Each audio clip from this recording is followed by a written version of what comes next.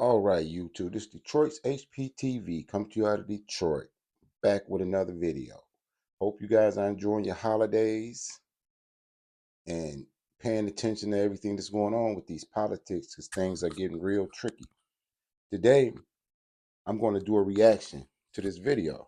Now, the name of it is Elon Musk and Vivek Betray Donald Trump.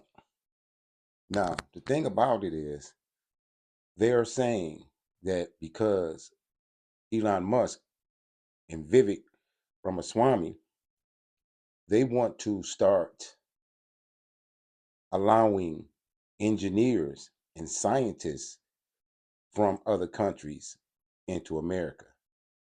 Now, mind you, the left is saying, well, doesn't this go against immigration? And what Donald Trump was talking about when it comes to deporting illegal immigrants. Of course, you know that's a smokescreen because the immigrants that are being deported are in the country illegally. And a lot of them are from Venezuela prisons and Guatemalan prisons, and these other countries. They sent their undesirables, they sent their criminals, just like in the movie Scarface when Fidel emptied his prisons and insane asylums and sent the Cuban refugees down to Florida, and we all know what that turned into. But this is something different.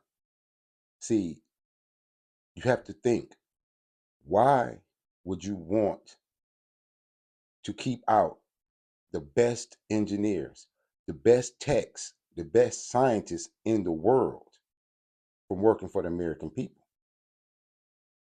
Because this is what Elon Musk and Vivek is talking about. They want the best scientists and engineers from around the world to come and work for America. Now, the left wants to confuse the masses of people in saying that this is like some sort of open border policy. It's the total opposite. It's the total opposite. Because whereas you've seen the Clintons with NAFTA outsourcing American jobs to other countries that negatively affect the American populace, this is something different. Do you know that if you want a good team or a winning team, you have to get people from all over the spectrum? You follow what I'm saying? Now, if you're not familiar with Operation Paperclip, Google Operation Paperclip, and I'm going to give you a quick synopsis of what it was. Operation Paperclip was after World War II. America went into Germany and took 1,600 of their best scientists and engineers and brought them to America. Even though they were working for the Nazi regime, America brought 1,600 scientists and engineers from everything to atomic bombs to eugenics. You understand that? Even your girl Margaret Sanger of Planned Parenthood comes out of that ilk of eugenics. But they needed those scientists to combat the scientists that Russia had, which gave America the advantage. So what Elon Musk and Vivek are doing is they're trying to get the best scientists and engineers from around the world to work for the American people. And at the same time, it handicaps foreign enemies. You understand what I mean?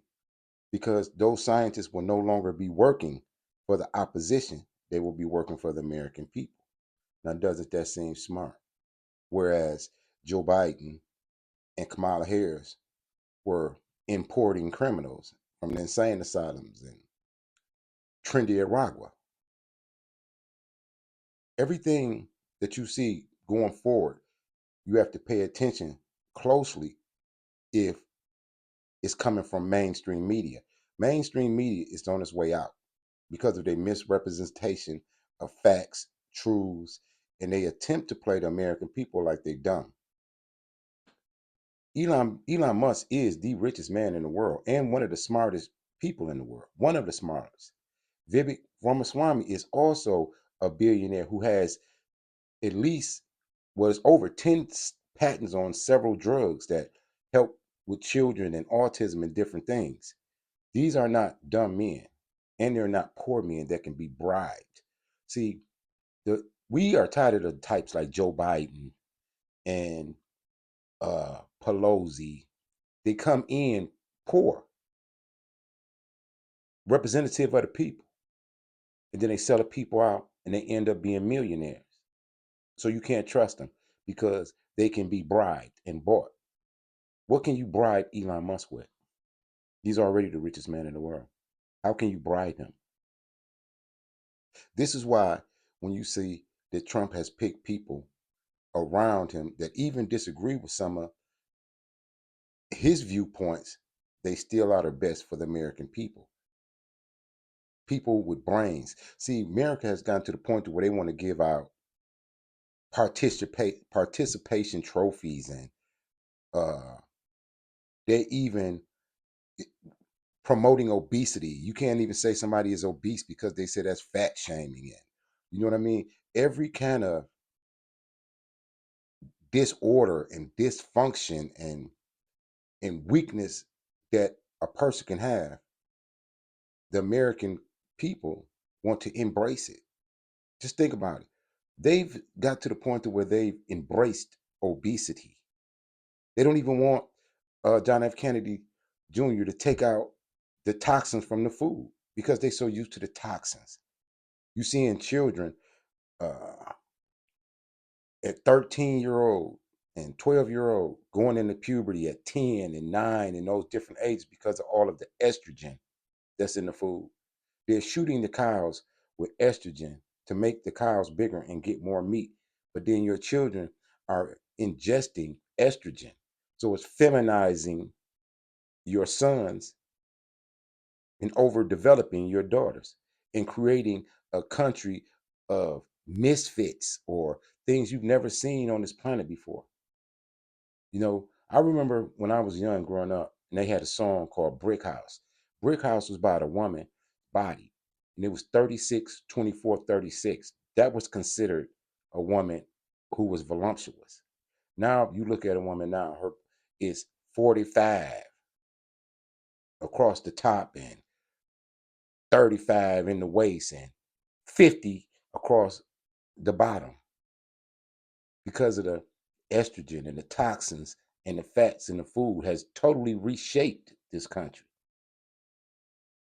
You consider somebody that's in their 60s as an old person because we don't even expect to live long because of American politics. And when you look at the education system, America is almost last in the world as far as math and science. Last. And when you go to the urban communities, over 78% of the children that go to school in our communities read below their grade level. But yet you still want DEI hires and affirmative action where the people are being miseducated. So this is why it's smart for us to start taking the best from other countries as it relates to human capital. They're scientists, they're engineers. Let them keep their criminals. But that's above your ability to reason because we play identity politics so much that we don't even know what's going on a global scale, to where in education America is almost last. America is raising a generation of children who read below their grade level, who don't even know how to write cursive or sign their name. They don't even teach how to write cursive in school anymore. But without further ado, let's get into this clip. I want you to pay attention and listen to what they're saying. This for fair usage of the 1976 Copyright Act for education and commentary. Check out the video. That celebrates the prom queen. A culture that celebrates the prom queen over the math Olympiad champ will not produce the best engineers. Somebody got stuffed in a locker. I'm not going to say who. I think we can bring in the absolute top talent from around the world, and at the same time, not insult the rest of the United States of America.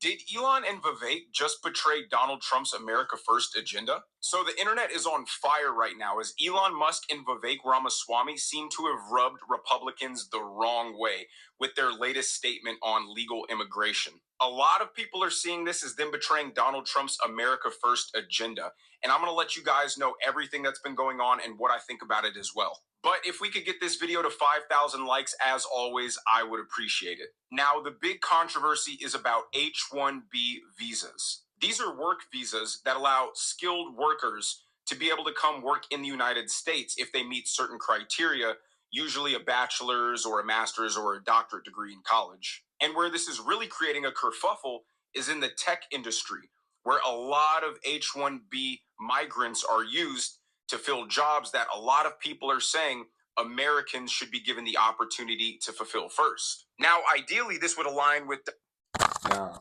the interesting part about this is that we don't have enough time to restructure the Department of Education to where it starts introducing coding to children in school, in the high schools. The education department in DC has been so corrupted that a lot of these communities, especially in urban areas, don't even have high schools. Think I'm wrong? I'm from Highland Park, Michigan. There is no high school in the whole city. So a high school student has to go to a whole nother city just to go to high school. This is how bad the Department of Education has gotten. Then you look at the DEI hires, and you look at the people who are in position who have subpar educations.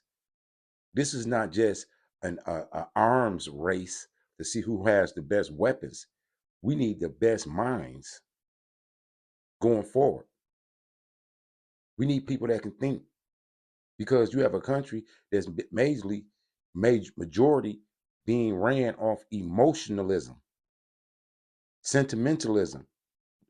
Very few people are even thinking logically or strategically. You can tell that by how many people actually voted for Kamala Harris and Joe Biden. And Tim Walz.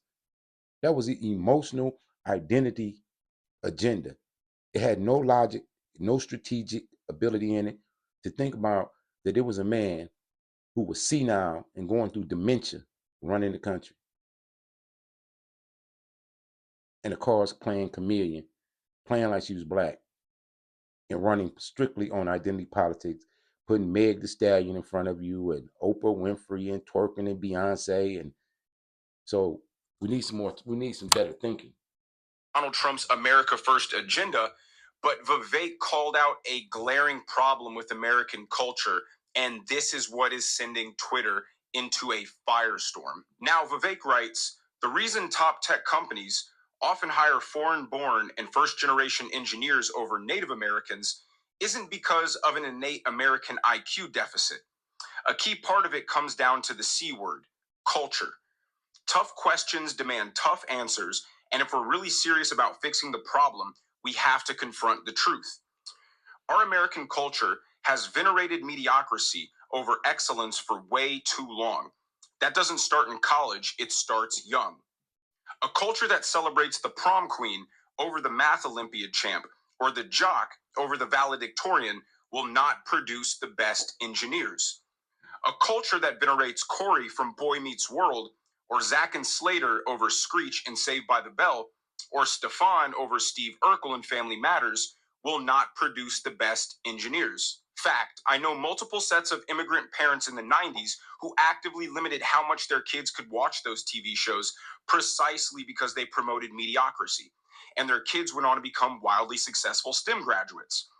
More, movies like Whiplash, fewer reruns of Friends, more math tutoring, fewer sleepovers, more weekend science competitions, fewer Saturday morning cartoons, more book. Now I'm going to ask you honestly to think about what he just said, how he says America promotes mediocrity. You know, And even when you see the average Black American and they say they are striving for equality, equality is nothing, it's not something you should strive for. You should strive to excel, to be better, to be the best. Is there any equality in a heavyweight fight? Did Mike Tyson fight for equality, or did he fight to be the best?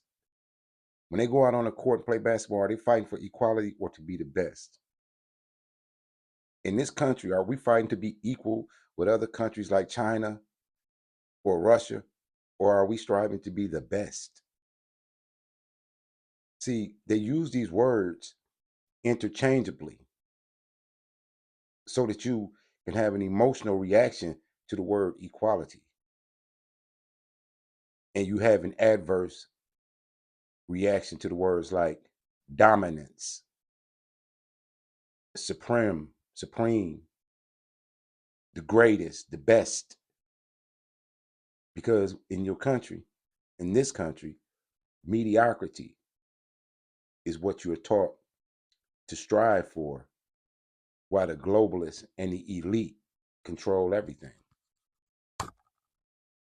Less TV, more creating, less chilling, more extracurriculars, less hanging out at the mall.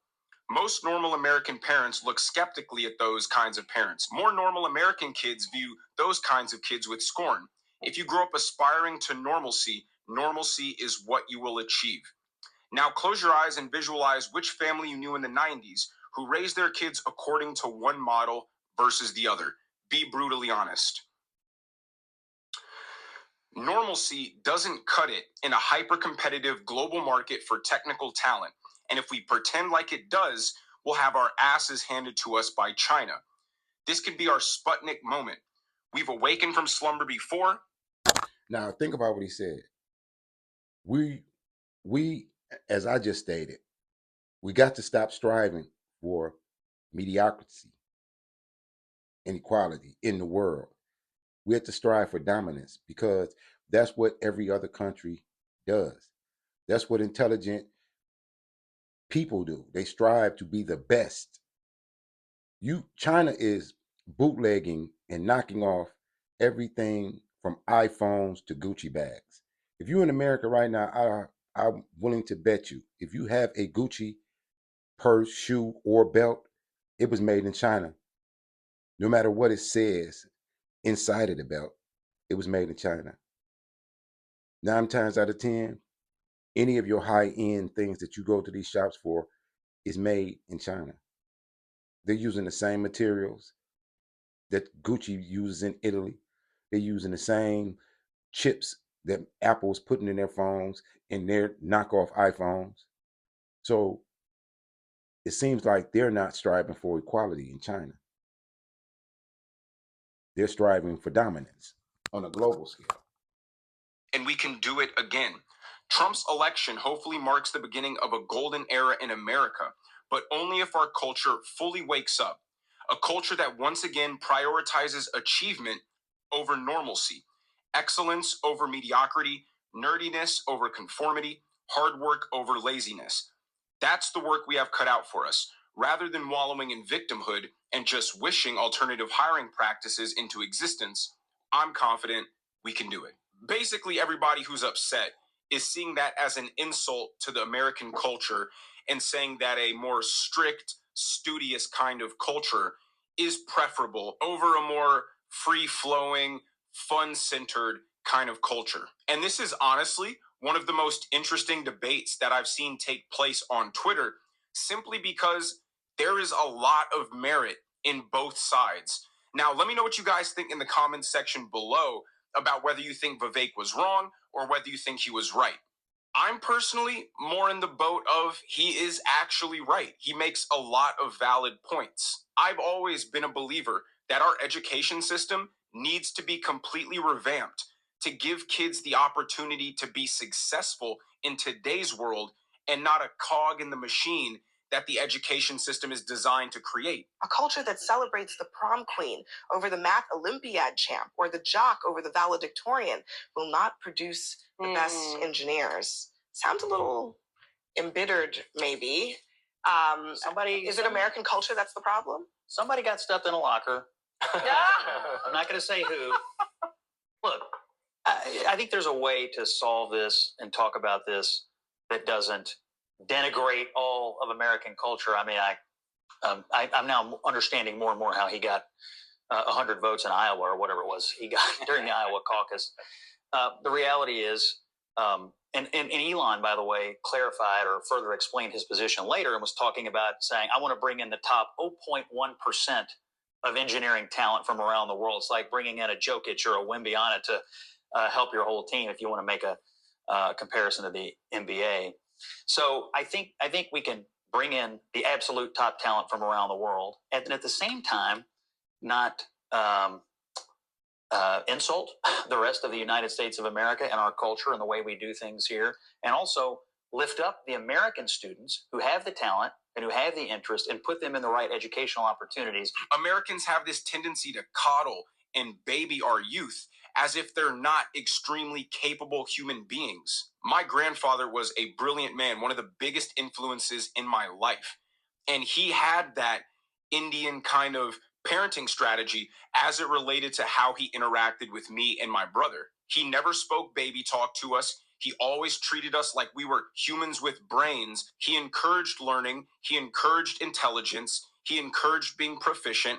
He encouraged being able to do arithmetic in your head, being articulate, knowing how to read, write, and critically think. And that served me incredibly well in life. I don't know how old you are watching this video, but if you've talked to any kid between the ages of 10 years old and 18, all they want to be are social media influencers, are TikTok stars. They genuinely have no interest in pursuing anything that is intellectually stimulating. They want to smile and dance for the camera and get millions of views for it. And that is a cultural problem. The same way that I would always highlight how the Black community has a cultural problem that everybody wants to be an athlete or a rapper, Americans in general have the problem now of wanting to be a social media influencer.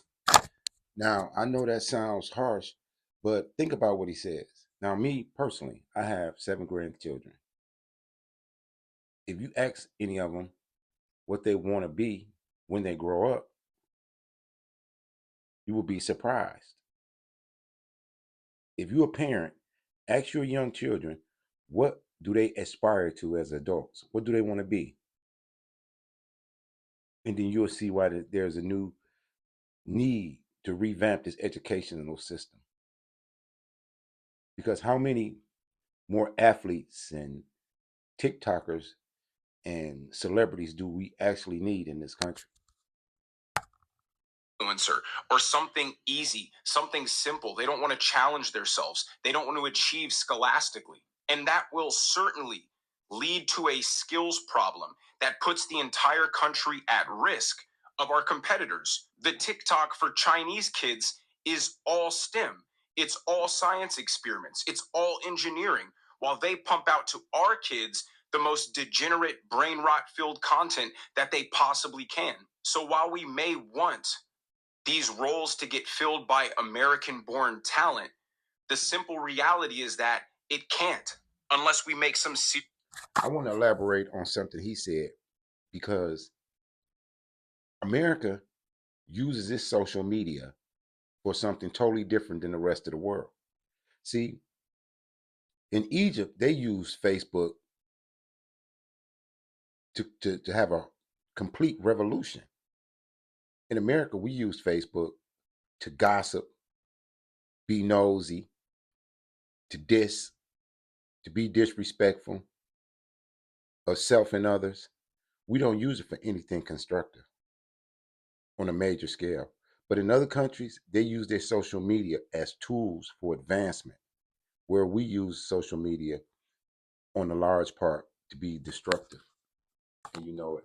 Serious cultural changes in what we prioritize. What we don't want is for China to become the world superpower and impose their way of life on the entire world, because it isn't going to be this fun, free, fair world that the United States has ushered in for everybody. China has one singular goal: to become the world's superpower. That is it. They're a 5,000-year-old civilization. They can play the long game with us. And if that means slowly chipping away at our dominance year by year, that's what they're going to do. Now listen to what Trump has to say about this, because he makes a really good point, agreeing with Vivek. Watch. It's so sad when we lose people from Harvard, MIT, from the greatest schools and lesser schools that are phenomenal schools also. And what I wanted to do, and I would have done this, but then we had to solve the COVID problem because that came in and, sort of dominated for a little while, as you perhaps know. But what I want to do and what I will do is, you graduate from a college, I think you should get automatically, as part of your diploma, a green card to be able to stay in this country. And that includes junior colleges too. Anybody graduates from a college, you go in there for 2 years or 4 years. If you graduate or you get a doctorate degree from a college, you should be able to stay in this country. And you know more stories than I do, but I know of stories where people graduated from a top college or from a college, and they desperately wanted to stay here. They had a plan for a company, a concept, and they can't. They go back to India, they go back to China, they do the same basic company in those places, and they become multi-billionaires employing thousands and thousands of people, and it could have been done here. The US literally took Nazi aerospace scientists and brought them into America, founded NASA, because these people were such incredible minds. We were fighting a new battle with the Soviet Union, and we needed the best minds we could possibly have working on our side. That mindset has helped usher in American prosperity. So for us to start rejecting it now would definitely be a big mistake, in my opinion. Now, on the flip side of that, America's fun, cool, relaxed culture has also led to most of the innovation and new startups that a lot of countries don't get to take advantage of because they have that ultra strict and conservative culture. Americans are great at imagining and being creative and being ambitious and risk takers. And that's all part of our culture. And that's what's helped us explode as a world superpower. But you definitely need both sides of the coin. There has to be a healthy balance. Now watch CNN take the opposite side of that, saying we actually need to focus on more homegrown American-born talent. Watch. Yeah, look, I think with all due respect to Mr. Musk and Vivek Ramaswamy, they should focus on saving federal dollars for the taxpayers and not immigration policy. I understand some of the points that Catherine made, and I agree to an extent, but I think the U.S. should focus more on domestic skill development. Studies also show that H-1B exacerbate. Now think about what he's saying. Now this is somebody on the left. He said we should focus on developing our educational system and moving it progressively to another level, basically. But what do we do in the meantime, since it's at the bottom? Since it's flatlined at the very bottom, what do we do? Do we have time to actually wait to revamp and restructure American culture as it relates to education?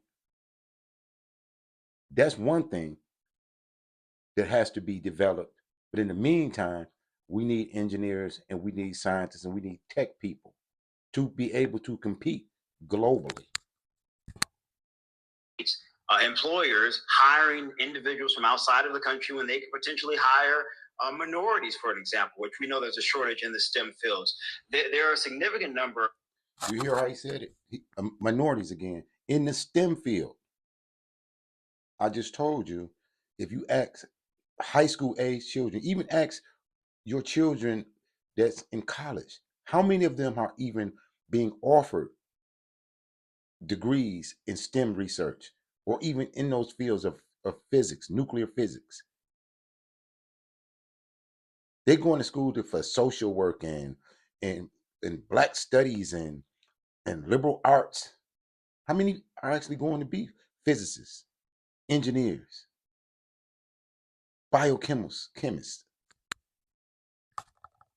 Of Americans who I think would love opportunities if they had the proper training and skills to operate in those jobs fairly well. So why not start and focus there? I'm not of the support or mindset, Caitlin, that we should let in more than the 60,000+ that were already let into the country? Do we have some deficits? I certainly understand that point, again, to what Catherine was sort of alluding to. But I think by focusing on increasing domestic skill development, you can decrease the furtherance of those deficits by virtue of saying, you know what, we're going to spend more of our time, more of our dollars educating our own citizens to compete for these jobs versus saying, let's increase to 100,000 or maybe even more for employers to bring in individuals from India, which is a predominant country where many of them come from. I don't agree with that at all. And I think folks in the MAGA world have every right to be angry with Vivek and Elon Musk. Yeah. I'm not going to lie. That's why I love this debate, because people who hate Trump and hate MAGA have to agree with one side of what MAGA is saying. Either you believe we need to bring in high-skilled labor, or you think we need to develop homegrown labor. Either way, you're agreeing with MAGA, and it ends up putting them in a really funny position. But what he's saying is correct. We do need to put an emphasis on developing our homegrown talent. But even if we do that, that won't come into fruition for quite a while. So in the interim, we can't just let 5 or 10 years go by without bringing in this top elite level talent in order to aid us in bolstering our strength and resilience towards our foreign enemies. We have the resources and the ability to invest in making our workforce the best workforce in the world, which it is for the most part. It's just that, why wouldn't you want all of the top talent? Why settle for 70 or 80% of the top talent? Why not recruit every single person you can who is elite at something and have them build that thing or work on that thing here in America, where it benefits all of us and takes away from our enemies being able to utilize them? But let me know what you guys think in the comment section below. Should we restrict H-1B immigration? That was a good point to end on. Would you rather us try to wait another 5 years, 6 or 7 years, to even create an educational system that can produce these type of minds to compete globally, after the dumbing down of America has went on over these last several years, to where America has gotten so mediocre that even obesity has a flag? Well, not so to speak. You can't. Obesity is a norm now. If you say something about it, it's fat shaming. You know what I'm saying, or whatever. Participation trophies. You name it. This country has become weak, and it's one thing to be weak militarily. It's another thing to be weak in your science. But your engineering and your science, that's a whole nother level. And that's why he didn't say Operation Paperclip. I said Operation Paperclip, to where to compete with the Soviets, the United States had to actually go get German scientists who had once been Nazis and make them work to compete. And we wasn't even far behind educationally as we are now. Well, that's all I have for you today on this Friday, unless something new pops out. This is Detroit's HPT coming to you out of Detroit. Support the nonprofit Detroit's Black Thought and Ash Collective. The Cash App is in the channel description. As always, salute to all patriots. Keep your head on the swivel. Like, share, and subscribe. Peace.